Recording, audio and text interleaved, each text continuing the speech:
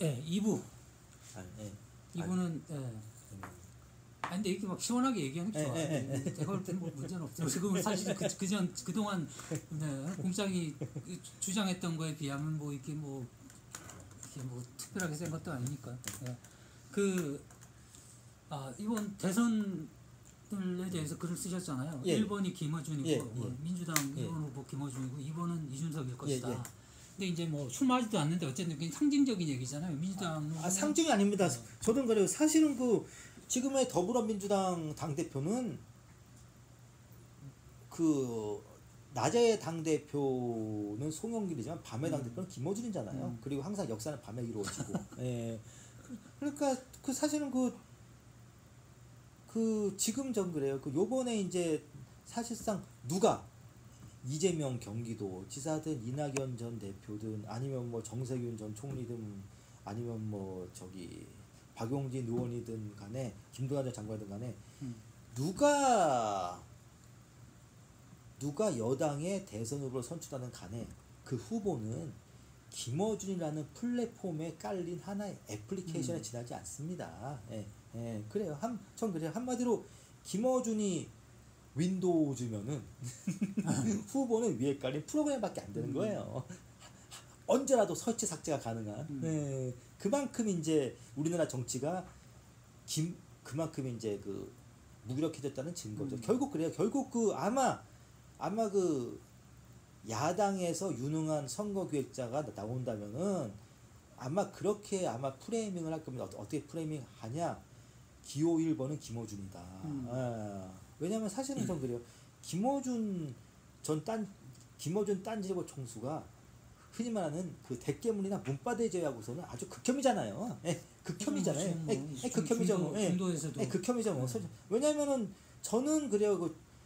저는 요번에 오세훈 서울시장이 가장 정말 지능적으로 한 게 뭐냐면은 서울시장 당선되고 김어준 총수 교통방송에서 안 잘린 거예요. 그리고 왜냐? 실제로 교통방송에서 내보내기도 어렵겠지만은 어렵죠. 김어준이 계속 교통방송에서 계속 전파를 타면서 어떤 게 되냐? 국민들은 이렇게 이랬던 거예요. 맞아. 이번 대선에서 문재인 정권이 정권 재창출 성공하면은 앞으로 김어준 라디오 방송 계속 나온다. 결국은 중도층에게 이번 대선을 문재인 심판이 아니고 김어준 심판으로 이렇게 프레이밍하기 위해서라도 김어준 총재는 잘리면 안 되지. 저 같으면은 아마 제가 오세훈 서울시장이면은 저는 김어준 총수에게 출연료를 더 주는 한이 있더라도 계속 방송 진행하게 할 겁니다. 대통령 선거 때까지는. 또 희생양 만들어가지고 왜냐? 몹집을 더 키워줄 수도 있죠. 왜냐? 그래야지 기호 1번 김어준 프레임이 가능하니까. 그럼 마찬가지예요. 그러면은 어떻게 해야 되냐? 김어준은 문재인 정권 시대 모든 기득권을 상징합니다. 586 기득권, 영남 기득권, 강남 기득권. 한마디로 김어준 총수가 뭐 충정로에 건물을 샀다고 합니다만은 하는 행동은 거의 강남 좌파잖아요. 전형적인 내로남불을 요즘 보여주고 있는데 저는 그래요. 그러면은 김어준에 대한 대항마를 누구로 세울까 하다가 그럼 당연히 야당에서는 김어준에 대항마로 이준석을 세워야죠. 왜냐? 이준석 국민의힘 대표가 물론 여혐에 관련된 이른바 여혐으로 생각될 법한 발언을 많이 했습니다만은 중요한 차이는 이거예요. 최근에 사실은 민주당 소속 광역 잔치단체장들이 이제 이른바 성추문을 계속 낙마했지 않습니까? 약간 불미스러운 사건으로. 근데 중요한 거는 이준석은 그러한 어떠한 성에 관련된 불미스러운 일을 옹호한 적은 없어요. 그렇잖아요. 여혐 발언이 아무리 심해도 어떤 성에 관련된 추문을 옹호한 것과는 차원을 달리하는 겁니다. 이건 차원이 다른 거예요. 그렇죠. 네, 그렇죠. 그러니까 한마디로 전 그래요. 그러니까 김어준은 아주 극혐인 플러스 기득권 586 세대인 겁니다. 그리고 이준석은 아직까지는 극혐은 아니에요. 그리고 이제 세대 교체다 보니까 결국은 이제 그래요. 586 대 2030 MZ 세대의 정면 대결로 만들기 위해서라도 기호 1번 김어준, 기호 2번 이준석 구도로 가야죠. 그런데 문제는 뭐냐면 최근에 이준석 대표가 자기가 그게 문제가 있어요. 이준석은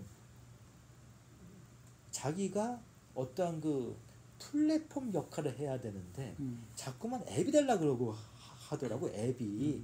그러니까 자기를 플랫폼으로 업그레이드를 시켜야 되는데 자꾸만 스스로 앱이 되려고 하더라고. 앱이. 그럼 안 되는 거예요. 예. 근데 저는 그만큼 뭐 아직까지도 이준석 대표가 여전히 나 이만큼 출세했어 하는 자기 자랑에 저는 그만 한마디 있다는 건데 예, 빨리 정신 차려야죠. 예. 이게 지금 뭐 다음 대선까지는 시간이 좀 짧으니까 모르겠지만 이게 그 다음에 지방선거라든지 이런 구도에서는 김어준 대 이준석 구도는 무조건 불리하게 되어 있는 거잖아요, 민주당한테. 그렇죠, 무조건 불리하죠. 그러다 보니까 그 더불어민주당에게는 지금 김어준 총수 하나의 이제 그 계륵이죠. 계륵인데 그렇다고 뭐 당장 이제 경선에서 이른바 친문표를 받아야 되니까 계속 김어준한테 올라타야 되는데 저는 그래요. 민주당은 김어준 플랫폼을 대체할 플랫폼을 구축할 시간이 없습니다. 물리적으로. 결국은 더불어민주당은 이번 대선을 김어준이란 플랫폼을 타고 치를 수밖에 없어요. 그러면은 거기에 맞서서 이제 국민의힘도 플랫폼이 돼야 되는데 중요한 거는 그 이준석 대표가 하나의 저기 세대교체 플랫폼 역할을 해줘야 되는데 지금 자꾸만 앱이 되려고 하더라고요. 앱이. 예, 그럼 안 되는 거죠. 내가 네 앱이다. 그렇죠. 근데 물론 저는 그래. 저는 그러니까 그 김어준 총수가 솔직히 말해서 더 이상 창의적이진 않잖아요. 사실은 김어준의 최근의 모습은 방어를 하다 보면 사실은 창의적이나 혁신적이라고 하기보다는 노예하죠. 사실은 그 지금의 김어준은 이해찬 전 민주당 대표와 비슷한 모습입니다. 어떤 모습이냐? 노예하다. 음흉하다.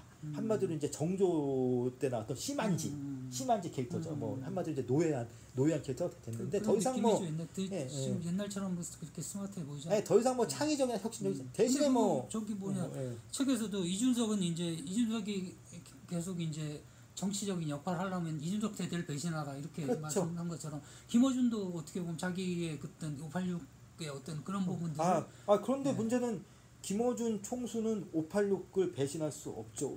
왜냐하면 뭐 김어준 총수의 주요한 비즈니스 모델이 586 소비자층을 대상으로 했는데 예, 한마디로 뭐 김어준이 586을 배신한다는 거는 근데 그거는 옛날 결국은 이 사람들이 말만 그렇게 했지 세상에 뭐 진보나 큰 그림을 안 그린다는 거잖아요. 진보라고 하는 사람들이 꼭 뭐 이렇게 출연료 얘기 나오면 궁색하게 능력 있는 사람이 많이 만든 게 뭐가 문제냐. 한국의 진보는 하나의 저격 비즈니스예요. 예, 하나의 비즈니스화 됐기 때문에 저는 그 다른 나라에서 어쩔지 몰라도 그 한국 사회에서의 진보는 하나의 이제 뭐 비즈니스 모델입니다. 예, 하나의 비즈니스 모델화 됐기 때문에 그리고 이제 저희가 당장 이른바 캐시카우 현금 인축의 역할을 하는 비즈니스 모델을 포기할 사람은 아무도 없죠. 예. 어쨌든 뭐 이제 공천이라는 제도 자체를 굉장히 민심과 당심이 따로 나는 기괴한 그 의사결정 체계라고 이제 말씀하셨잖아요. 예. 근데 이제 국민의힘이나 아니면 야권 이 소위 이제 이쪽 계열 공화당 계열 사람들은 한 번씩 위기감이 닥치면 굉장히 변신을 취하잖아요. 쇼를 하든지. 근데 민주당은 왜 이렇게 들이 하여튼 왜냐하면은 전 그래요. 그 우리가 보통 보수나 기득권을 상징하는 구호가 있습니다. 지금 이대로인데 그 변화나 혁신을 하기에는 더불어민주당 사람들이 지금이 너무 행복해요. 솔직히 말해서 저 사람들이 문재인 정권 시대 아니면 언제 연봉1호 받아보겠습니까? 언제 연봉1호 받아보겠습니까? 그리고 사실 문재인 정권 시대 아니면 저 사람들에게 누가 이거 연봉 1억을 줘요? 저기 무능한 사람들에게. 만에 안 하면 왜 야당이 되든 말든 이때 지금 한번 헤쳐먹어야겠다. 그렇죠. 한마디로 전 그래요. 한마디로 거기 지금 586들의 현재 마인드가 뭐냐면 이거예요. 물 들어올 때 노져라. 물 들어올 때 노졌자. 왜냐면 지금 지금 우리가 지금 안 당기면 또 언제 당기냐. 더구나 이제 지금의 50대는 옛날에 50대가 다릅니다. 사실은 뭐 저도 걱정입니다만은 이를테면 그래요. 이인영 전 장관이 지금 아무리 잘 나가는 것 같아도 앞으로 40년을 살아야 돼요. 앞으로 이 사람 이를테면 앞으로 이인영이 앞으로 40년 동안 뭐 해먹고 삽니까? 이인영이 무슨 뭐 기술이 있습니까? 뭐 실력 있습니까? 굉장히 검소한 분이잖아요. 당겨야죠. 그러니까 지금 뭐 이를테면 뭐 지금 장관에서 당겨야죠. 이를테면 저는 한국의 장관도 연봉 1억이 넘는데 솔직히 말해서 이인영 전 장관이 문재인 정권 시대 아니면 언제 연봉 1억을 받겠어요. 지금 민주당 경선 과정을 어떻게 보고 계시나요? 지금 외부에서는 뭐 이렇게 저지른 그런데 뭐 경선 과정 본 적이 없다. 그런데 뭐 그럴 수밖에 없는 게 결국은 여당의 경선의 하이라이트는 현직 대통령과의 차별화인데 이번 더불어민주당 경선은 아마 그 현직 대통령과 누구를 차별화를 못할 겁니다. 그러니까 아직 인기가 있으니까 인기가 있다기 하기보다는 전 그래요. 여러분이 좀 착각하고 있는 건데 지금 문재인 대통령 지지율 40%가 나오지 않습니까? 그거는 사실은 그 문재인 정권에 대한 지지율이 아니라 정부에 대한 지지율이에요. 왜냐? 여러분이 착각하는 건데 지금은 전시예요. 코로나 전시. 계엄이에요. 지금 사실상 지금 계엄령이에요. 왜냐? 계엄 부시 얼마나 부시 이력 전쟁할 때 뭐 90%. 마찬가지. 어떻게 보면 지금 어떻게 보면 한국도 지금은 이라크와 전쟁을 치른 미국과 똑같은 상황인 겁니다. 그러면은 방역 정치 좀 이용한다 이렇게 보시는 거예요? 왜냐? 누가 대통령이라도 이용하지요. 그거는 이를테면 형 그래. 그러니까 지금 같은 상황에서는 지승호나 공희준 대통령이라도 지지율 40% 나와요. 저는 오히려 그게 저는 오히려 뭐 의아한 게 아니 어떻게 계엄령을 발동해도 지지율 40%밖에 안 나올까? 저는 사실은 40%밖에 안 나오는 게 더 희한한 거야. 왜냐?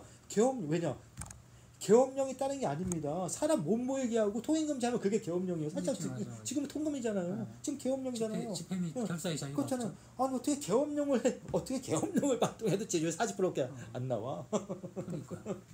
하긴 이 진보는 원래 양심적 병역 거부 같은 부분들을 전쟁 중에 하더라도 야 이거는 그러니까 그래요. 양심의 문제라고 지금 해야 될 저는 그래요. 지금에 필요한 거는 진짜 진보라면 양심적 방역 거부를 해야 돼. 방역 거부. 양심적 방역 거부가 필요한 거예요. 이를테면은 한마디 못해. 그러니까 결국은 이제 사람은 자세히 보면 자기들은 먹고 살만한 거야. 그래 그 사람은 중요한 때 본질이 드러난다고. 결국은 이제 물론 대부분의 사람들 안 그렇겠습니다만은 지금 잘 나가는 사람들 지금 현재 문재인 정권에서 이른바 고관 대작들 이 사람들이 전 그래요. 이 사람들이 결국은 저는 왜 민주화 운동을 했냐. 저는 그런 생각합니다. 이 사람들은 한마디로 고시 공부하는 기분으로 민주화 운동을 한 사람들이다. 이 사람들에게 감옥은 고시원이었다. 그렇잖아요. 그리고 또 동시에 이 사람들에게 진보는 하나의 비즈니스 모델이었다. 비즈니스 모델인 거예요. 진보가 비즈니스 모델인 사람들에게 양심적으로 살라고 하면은 양심적으로 살라고 말하는 사람도 이상한 거지. 비즈니스 모델 양심 비양점이 어디 있습니까? 근데 민주당이 무슨 뭐 얘기 나왔으니까 각 메시지 크리에이터잖아요.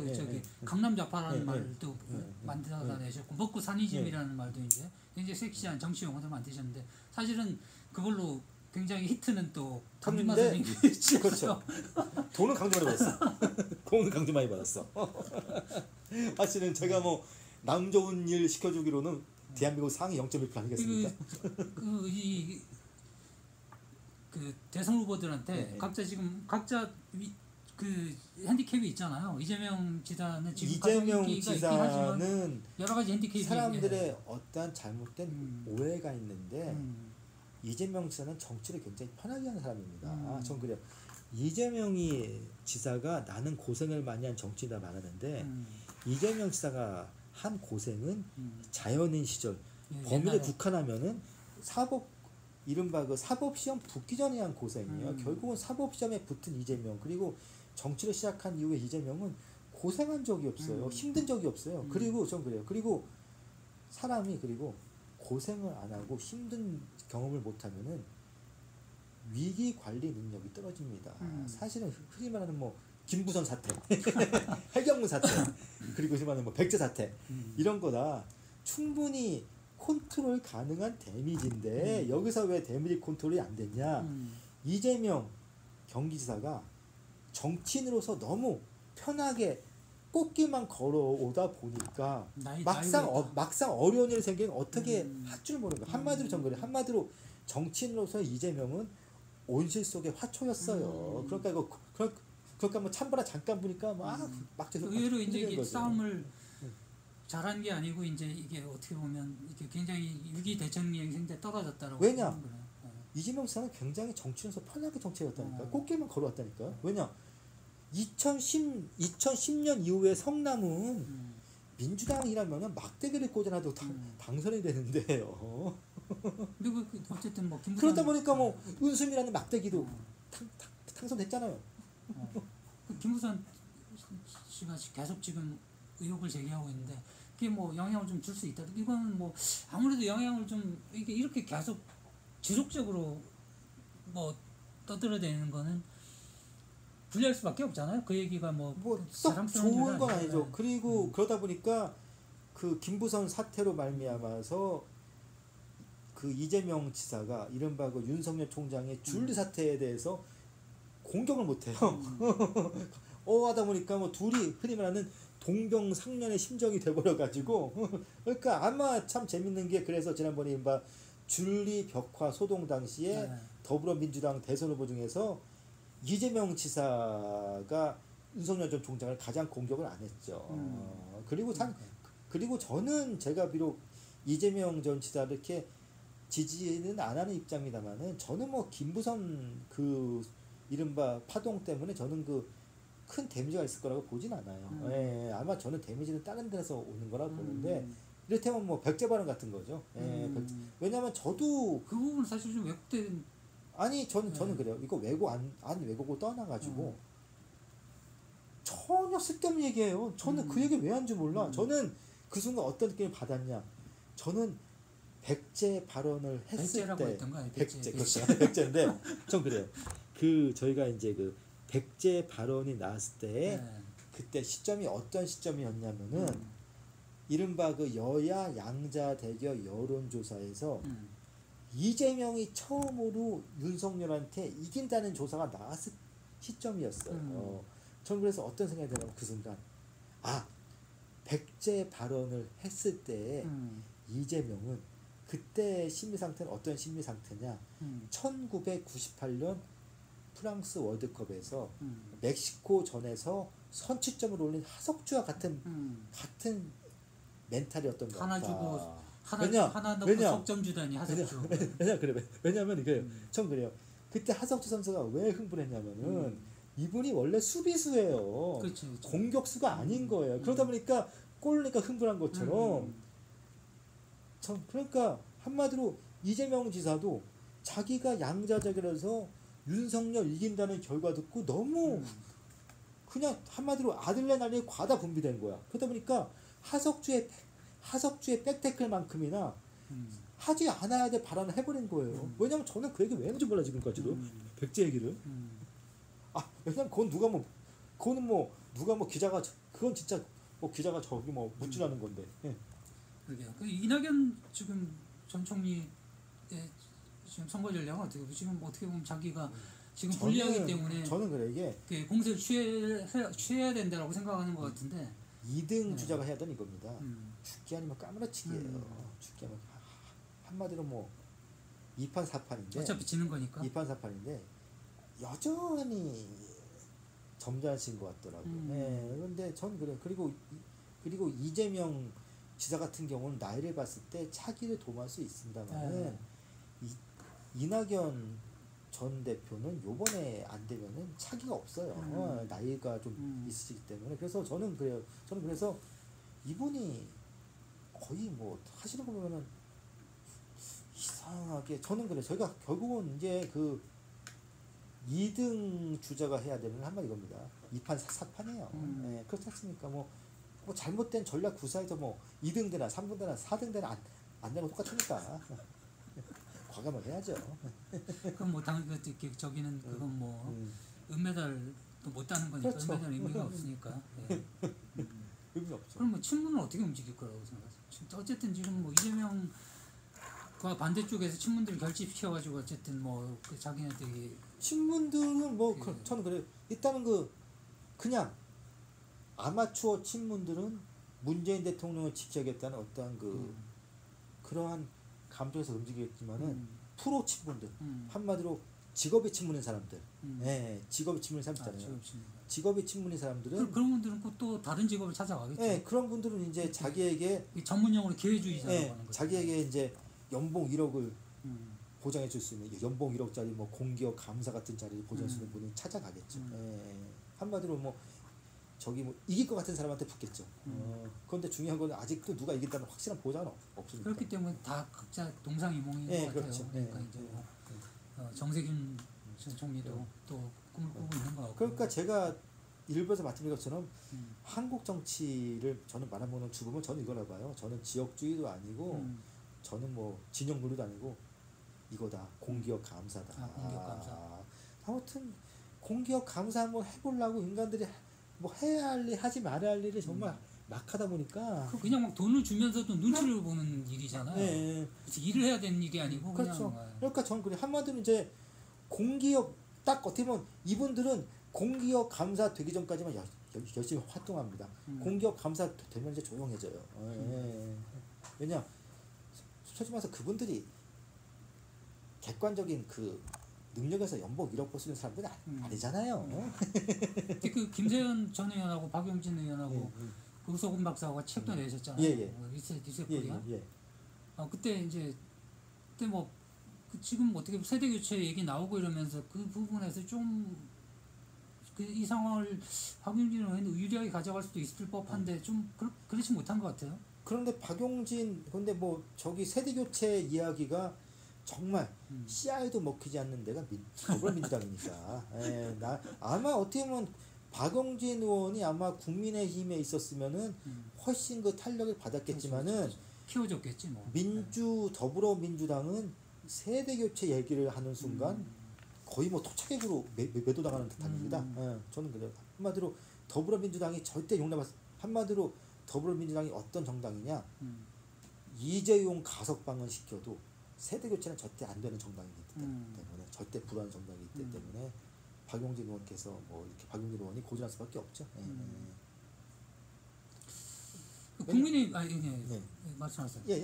그리고 단적으로 세대 교체가 되면은 집에 가야 될 사람들이 너무 많아요. 그리고 이제 제가 검찰 기수처럼 이제 검찰총장이 그리고 제가 자주 얘기합니다만은 이제 예전에는 이제 제가 가끔씩 의원회관에 갑니다. 왜 가냐? 책 팔러 가요. 저는 딱 하나 책 팔러 갔는데, 근데 예전에는 이제 의원회관에서 가면 그런 얘기가 있었어요. 나이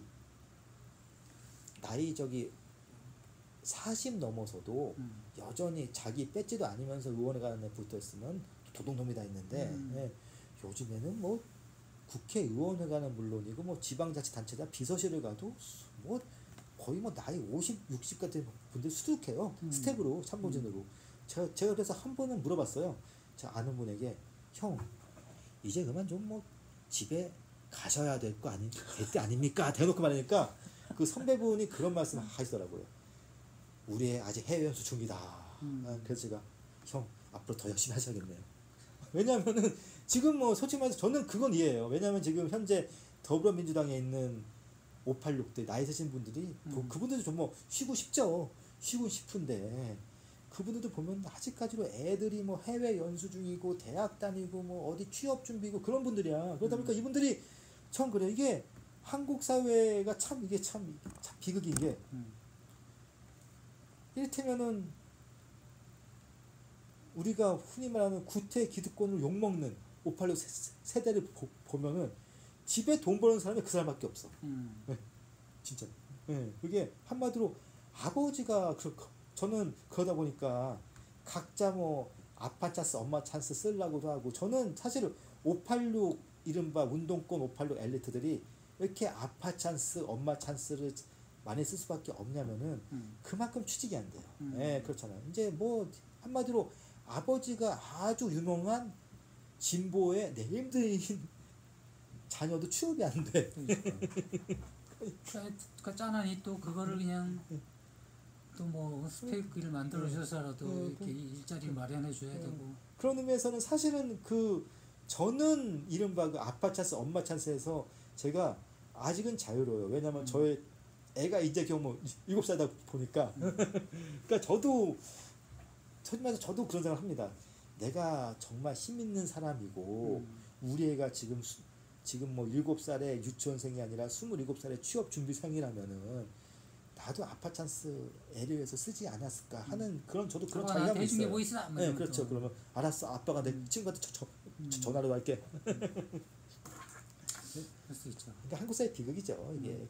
그러니까 저는 이게 이게 악순환인 것 같아요. 이게 젊은 사람, 그러니까 이게 이른바 기성세대가 좋은 일자리를 다 차지하고 있고 그러다 보니까 젊은 사람들은 일자리가 없습니다. 그런데 좋은 일자리 또 차지하고 있는 기성세대도 그 개인적 가정만 보면은 자식이 아직 취업이 안 돼. 그러다 보니까 더 집착을 하고. 그러니까 그 개인 차원에서는 합리적 선택인 거죠. 내가 악착같이 붙어 있는 게. 하지만 이게 사회적 차원에서는 거대한 이게 지금 이게 거대한 마이너스가 되고 있는 거예요. 뭐 이게 시스템 자체가 복지를 뭐 가족한테 맡겨놓은 상황이니까. 그렇죠. 그렇다고 해서 그래서 뭐 최근에 나오는 게 여러 가지 뭐 저기 뭐 기본소득 얘기도 많이 나옵니다만은 저는 그 얘기 듣자마자 좀 약간 좀 짜증이 난 게 사실은 뭐 기본 용돈이에요. 그러니까 뭐 기본소득을 해가지고 엄청난 재난지원금 받아봐야 이게 20만 원, 뭐 20만 원, 25만 원 받아서 그렇죠. 사실 고기 한 번 먹는 건데. 그러니까 이게 눈 가리고 방어하는 거예요, 사실은. 결국은 이게 좋은 일자리의 문제인데 저도 제가 요즘에 많이 이제 우파가 됐습니다. 어떤 의미에서 제가 좀 우파가 됐냐면은 저는 결국 좋은 일자리를 민간에서 많이 만들지 않으면은 왜냐면 전 그래 결국은 이제 공공 부문은 아무런 부가가치를 창출할 수가 없습니다. 이를테면 그래요. 제가 동사무소를 딱 가봐도 저거 그냥 키오스크에서 다 하시는 일이야. 키오스크에서. 그런데 이를테면 그래요. 제가 몇 년 전에 본 통계가 있는데 7급 공무원이 평생 기대할 수 있는 기대 소득이 32억이라는 거예요. 그런데 32억인데 그게 벌써 몇 년 전이에요. 그런데 삼성 직원이 평생 기대할 수 있는 소득이 28억이라는 거예요. 그런데 중요한 거는 삼성 직원 같은 경우에는 정년까지 다 다닐 경우야. 거의 없어요. 그런데 솔직히 말해가지고 동사무소에서 우리가 각종 증명서 떼주는 그런 동사무소 직원을 위해서 국민 돈 30억이 들어간다는 게 말이 안 되는 거잖아요. 그 30억으로 차라리 좋은 일자리 만들어 쓰는 게 낫지. 결국 저는 그래요. 결국 이제 문재인 정부가 공공 일자리를 확충한다면 사실은 뭐 좋은 일자리도 아니더라고. 거기다 뭐 풀뽑기 이런 건데 저도 사실은 그 책만 팔아서는 정말 돈이 안 됩니다. 그래서 제가 구청에 전화한 적 있어요. 왜냐 나도 풀 뽑고 싶다. 풀을 뽑고 싶다고. 근데 안 되는데 왜요? 나이가 있어야 왜 되는 거예요? 네, 그러니까 나이가 돼가지고 에라 해가지고 욕 먹었는데 아니 그렇잖아요. 그 어른이 욕 먹어요. 또 그 어른들 일자리 뺏는다고. 그러니까 아니 왜냐면 나도 먹고 살아야지. 사실 젊은 사람도 먹고 살아야 되는데. 어쩌면 정말 풀 뽑고 먹고 살아야 되는 사람인데 우리가 진짜 우리가 그런 말 많이 하잖아. 누군 뭐 풀 뜯어 다 먹고 산다는데 진짜 보면 진짜 그 풀 뜯어 다 먹고 살아야 되는 사회가 돼버렸어요. 물론 그럼에도 불구하고 뭐 문재인 정부에 대한 지지율이 많이 하시는 분들 있죠. 어떤 분들이냐? 공무원들, 교사들. 그래서 제가 제일 싫어하는 사람이 어떤 사람이냐? 이거 약간 주제를 벗어나서 문재인 정부 지지하는 저는 교사들이 진짜 싫어. 왜냐? 지들은 월급 꼬박꼬박 나온다고 말이야. 방학 때도 나오고. 저는 그래서 약간 사실 이게 뭐 좀 편한 방송이니까 제가 말씀드리면은 제가 저기 코로나 바이러스로 제가 좋은 게 딱 하나 있더라고요. 어떤 게 좋냐? 교사들 방학 때 해외 못 가는 거. 그렇잖아요. 아니 선생들이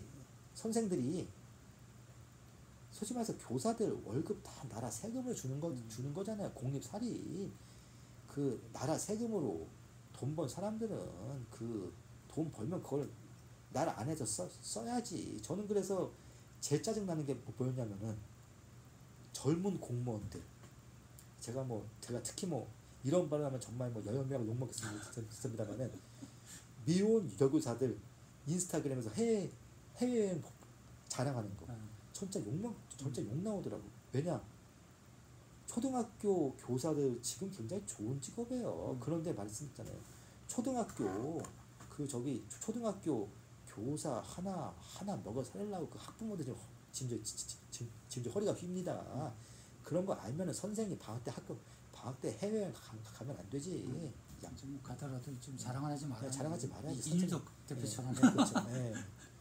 그럼 일단 2부를 여기서 마치고 네. 3부는 이제 국민의힘 선거에 왜 이렇게 길어?